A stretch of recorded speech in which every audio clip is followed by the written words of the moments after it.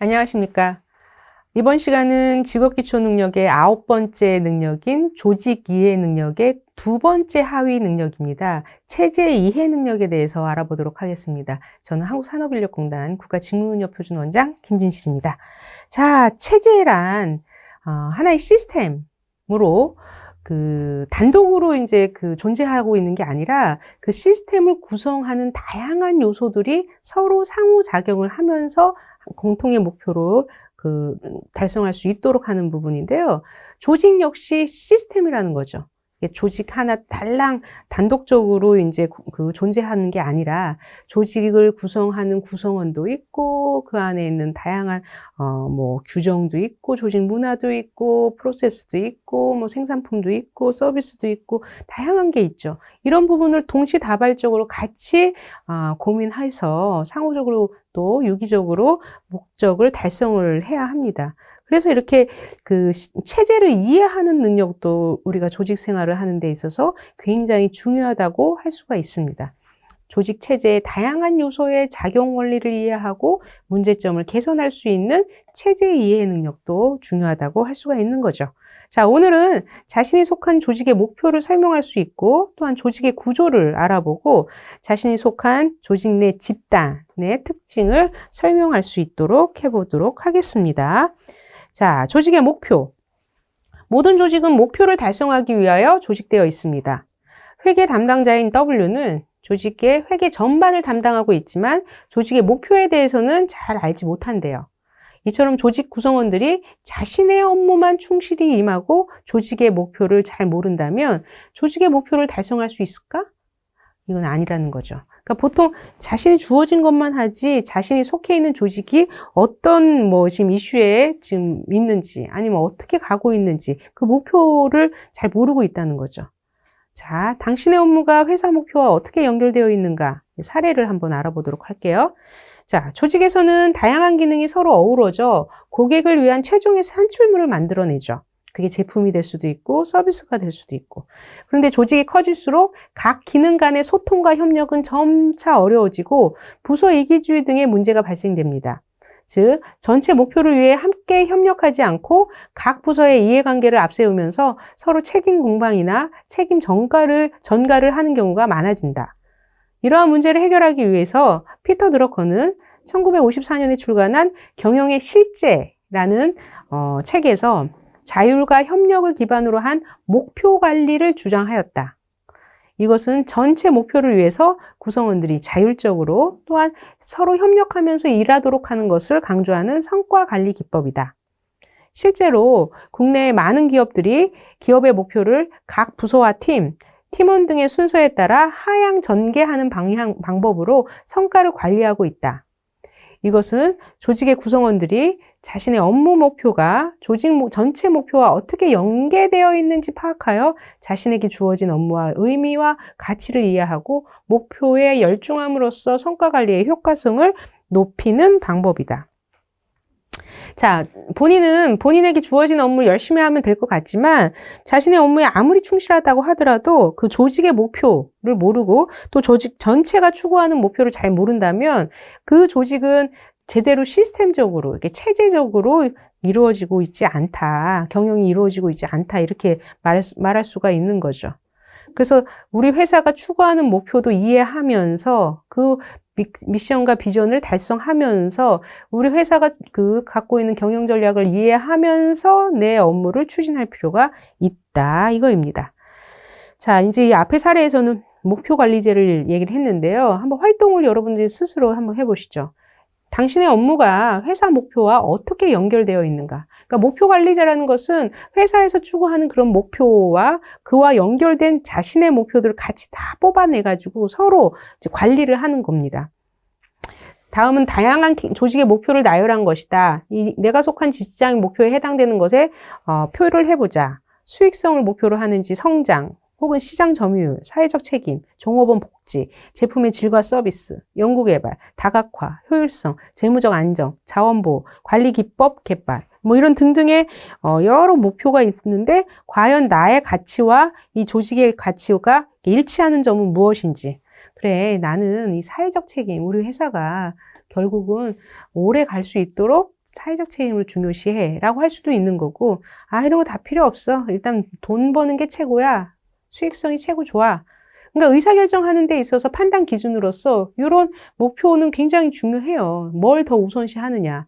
그래서 우리 회사가 수익성이다? 그러면 다른 이제 그 지속 가능한 거나 실제 지금 눈에 보이는 거 중심으로 막 하려고 하는 그런 부분도 있다는 거죠. 수익을 더 중요시 한다면. 하지만 이거는 의사결정 과정, 이제 지난 시간에 배웠던 거를 잘 보시면, 어떤 걸 더 중요시 하느냐에 따라서 또 달라질 수가 있습니다. 자, 조직 목표의 기능 및 특징을 알아볼게요. 그러니까 체제를 이해하기 위해서는 그 체제, 그 조직 자체가, 전체가 추구하는 목표를 이해하고 각각이 또 추구하는 목표를 이해할 필요가 있는데, 그 조직 목표는 어떤 기능을 가지고 특징을 갖고 있는지 한번 알아보시죠. 자, 지난 시간에 우리 경영을 하기 위해서는 그 경영에 대한 목적, 그 다음에 전략, 그 다음에 자금, 또 인적 자원 이런 게 필요하다고 했는데, 그 목적, 혹은 목표라고 할 수 있는 이 조직의 목표가 왜 필요한지, 이 조직의 목표는 장기적 방향성과 단기적 목표로 구분되는데요. 이는 조직이 존재하는 이유와 관련된 장기적 관점의 조직 사명, 그러니까 미션, 이 사명을 달성하기 위한 단기적 관점의 세부 목표를 가리킵니다. 조직의 사명은 조직의 비전, 가치와 신념, 조직의 존재 이유 등을 공식적 목표로 표현하는 것이다.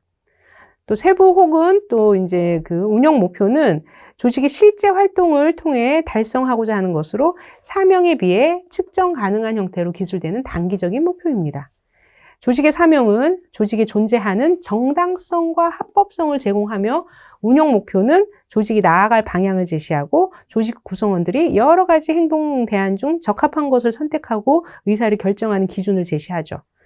조직 목표는 조직 구성원들이 소속감과 일체감을 느끼고 행동 수행에 동기를 가지게 하며 조직 구성원들의 수행을 평가하는 기준이 됩니다.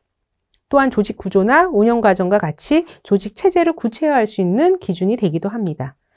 조직 목표가 이제 어떤 기능을 하냐면, 다시 한번 정리를 하면, 일단 존재하는 이유, 그래서 존재하는 정당성과 합법성을 제공하고요. 나아갈 방향을 제시하고요.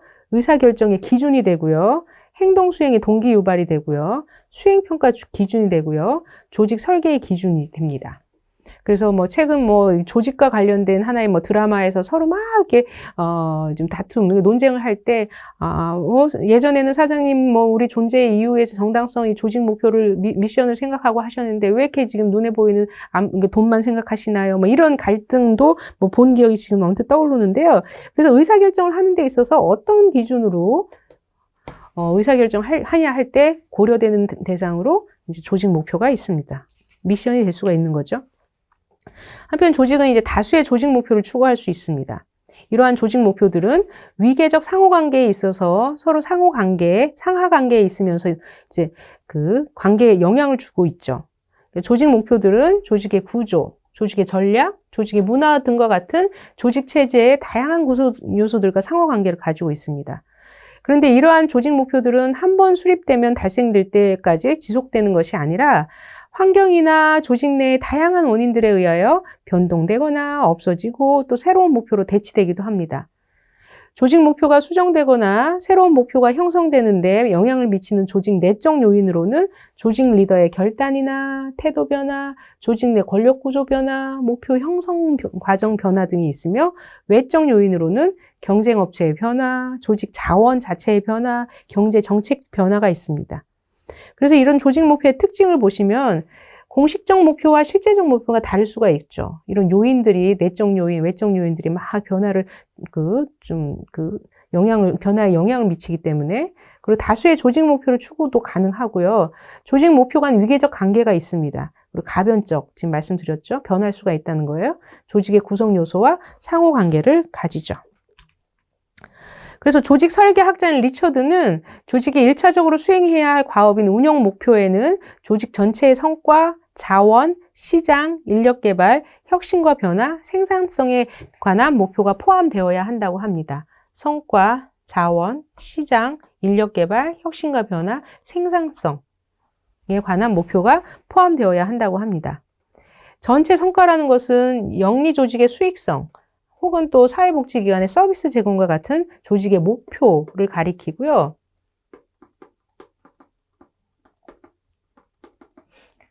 자원에 관한 목표는 조직에 필요한 재료와 재무 자원을 획득하는 겁니다. 또 시장과 관련 조직 목표는 이제 시장 점유율 같은 거. 인력 개발은 조직 구성원에 대한 교육이나 인사 관리죠. 승진. 혁신과 변화는 불확실한 환경 변화에 적응 가능성을 높이고 내부의 유연성을 향상시키고자 하고요. 생산성은 투입된 자원에 대비한 산출량을 높이기 위한 목표로 단위 생산 비용, 조직 구성원 1인당 생산량, 투입 비용 이런 것을 목표로 세웁니다. 그래서 굉장히 브로드한 미션, 브로드한 조직 목표 하에는 구체적으로 우리 달성률 몇 프로 달성, 올해는 자동차 판매를 몇만 대 달성, 수출 몇 억불 달성, 이런 게 이제 조직 그 목표인데 구체적으로 이렇게 구분을 해서 이제 설정할 수도 있다는 거죠. 우리 시장 점유율 전 세계 글로벌 리더인 30%를 달성하겠다 등등 그렇게. 인력 개발은 교육 훈련에 우리 전 직원의 교육 훈련을 100% 달성하겠다. 아니면 직업 능력을 예전에는 어떤 수준이었는데 어디까지 높이겠다. 등등의 목표를 세울 필요가 있습니다. 자, 조직의 구조. 제가 여기 급여가 들어왔는데 잘못 들어왔어. 급여 담당자가 누구지? 제일 먼저 뭘 봐요? 조직 구조도, 조직도를 보죠.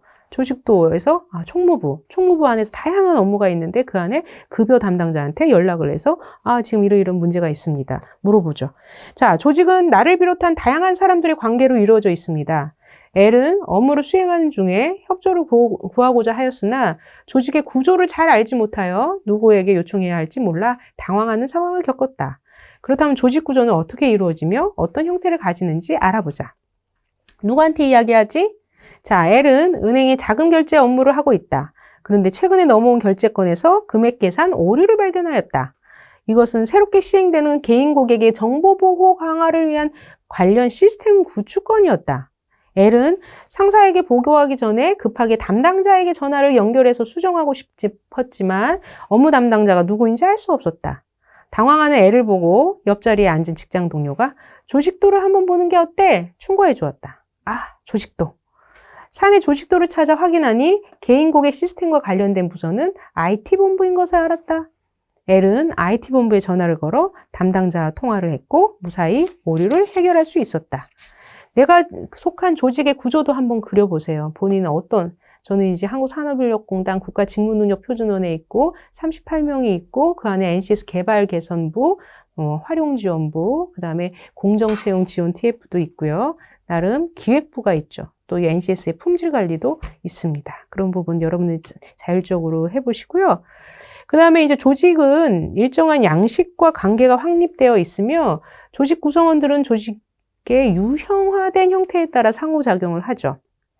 조직 구조는 조직 내 부문 사이에 형성된 관계로 조직 목표를 달성하기 위한 조직 구성원들의 유형화된 상호작용과 이에 영향을 미치는 매개체입니다.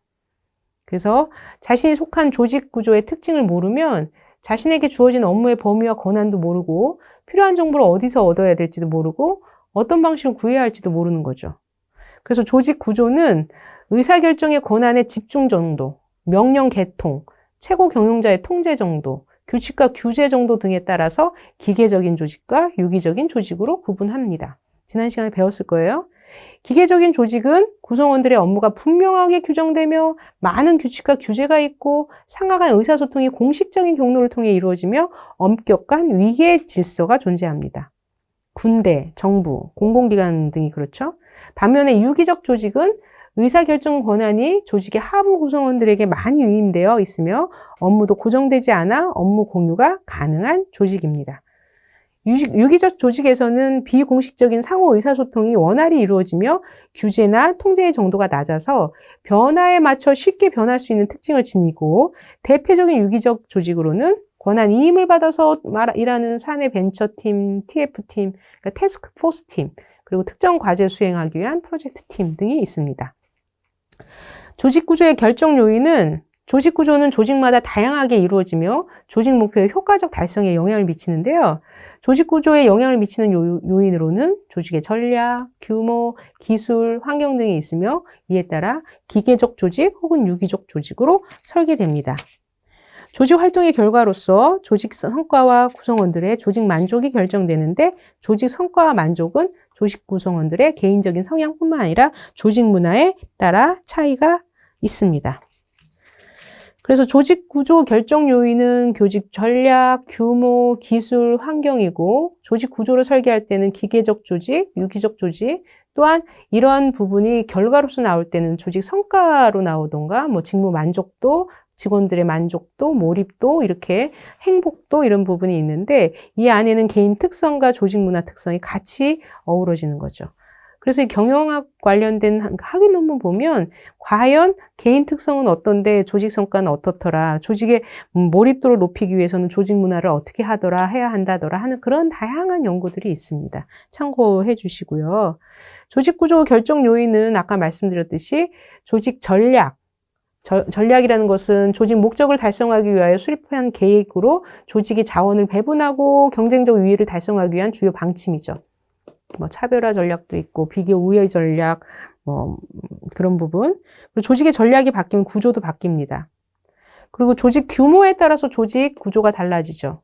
대규모 조직, 소규모 조직, 또 공식 조직, 비공식 조직, 기계 조직, 유기적 조직.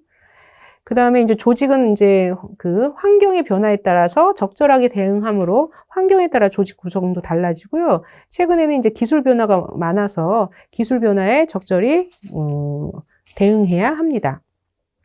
조직도는 아까 말씀드렸어요. 우리 회사가 어떻게 그 구성되어 있는지, 사장님이 있고, 뭐 총무, 뭐 기술, 재무, 영업, 생산 이렇게 나올 수도 있고, 최고 경영자 옆에 뭐 기획실이 따로 있을 수도 있고, 뭐 비서실이 있을 수도 있고, 감사가 또 별도로 있을 수도 있고, 이 부분은 각자 활동하시기 바래요. 자, 조직 내에서 다양한 또 집단들이 있죠. 원래는 그 비공식 조직이 커서 공식화됐지만 공식 조직 안에는 또 비공식 조직들이 다양하게 생길 수가 있어요. 동아리 활동 같은. 그래서 이 학습 공동체라고 해서 COP, 그러니까 그 집단지성, 그러니까 미래의 환경이 변하기 때문에 그 환경에 적절하게 대응하기 위해서는 아주 자발적으로 자기 주도적으로 학습을 하는데 그것을 함께 같이 공동체로서 참여하는 부분이 많이 있습니다. 그래서 학습 공동체뿐만 아니라 직장 내 봉사 동아리 이런 부분도 있죠. 산업시대 조직은 허물고 직원의 지적 역량을 키워라. 최근 맥킨지 컨설턴트들이 펴낸 직원의 지력을 움직여라. 지식 경영의 핵심은 COP, Community of Practice, 학습 공동체를 활성화할 것을 촉구하고 있다. 이것은 자본이 아닌 직원이 가지고 있는 지적 역량을 극대화하여 기업 성과가 높아진다. 입니다. 따라서 이 책의 저자인 로웰 브라이언 맥킨지 뉴욕 사무소 디렉터와 클라우디아 조이스 맥킨지 뉴욕 사무소 파트너는 디지털 시대 기업은 직원들끼리 직무에 대한 지식을 공유할 수 있도록 비공식 네트워크 체제를 구축해 이 네트워크가 경쟁력을 발휘할 수 있도록 하라고 권고하고 있다. 실질적인 가치는 지식을 관리하는 것보다는 직원들이 지식을 창출하고 효율적으로 교류할 수 있도록 하는 데서 탄생하기 때문이다. 그래서 여러분들 조직 내에서 뭐 집단에 속해 있으면 한번 자발적으로 자율적으로 이것을 활동을 해보세요. 그러니까 인위적으로 형성하는 것도 있고 자발적으로 형성된 집단도 있는데요. 여러분들은 과연 어디에 속해 있는지, 그냥 인간관계 형성하기 위해서 했는지, 소속감이 향상을 높이기 위해서 했는지, 봉사를 하기 위해서 했는지, 그냥 독서 모임인지, 취미 모임인지 등등 여러분들이 활동하시기 바랍니다. 그래서 이 집단의 유형은 공식적인 집단과 비공식적인 집단이 있는데 공식적인 집단은 조직의 공식 목표를 추구하기 위해서 의도적으로 만든 거고요. 비공식 집단은 조직 구성원들의 요구에 따라 자발적으로 형성되는 겁니다. 집단 간 관계는 다양한 집단이 있어서 경쟁이 일어나기도 합니다. 경쟁이 일어나는 원인은 조직 내에 한정된 자원을 더 많이 가지려고 하거나 서로 상반되는 목표를 추구하기 때문에 그럴 수가 있죠. 그래서 이런 일을 하는 과정에서 집단에 참여하여 소속감을 느끼고 다양한 요구들을 충족하는 것은 바람직하지만 집단 간 경쟁이 너무 심화돼서 조직 전체의 효율성을 저해하는 부분은 없도록 서로 잘 원활히 상호작용을 하기 위해서 노력할 필요가 있습니다. 그리고 팀의 역할. 팀은 구성원들의 공동의 목표를 성취하기 위해서 서로 기술을 공유하고 공동으로 책임을 지는 집단이죠. 그래서 팀은 생산성을 높이고 의사결정을 신속하게 내리며 구성원들의 다양한 창의성 향상을 도모하기 위하여 조직되지만 팀이 성공적으로 운영되기 위해서는 조직 구성원들의 협력 의지와 관리자층의 지지가 필요합니다.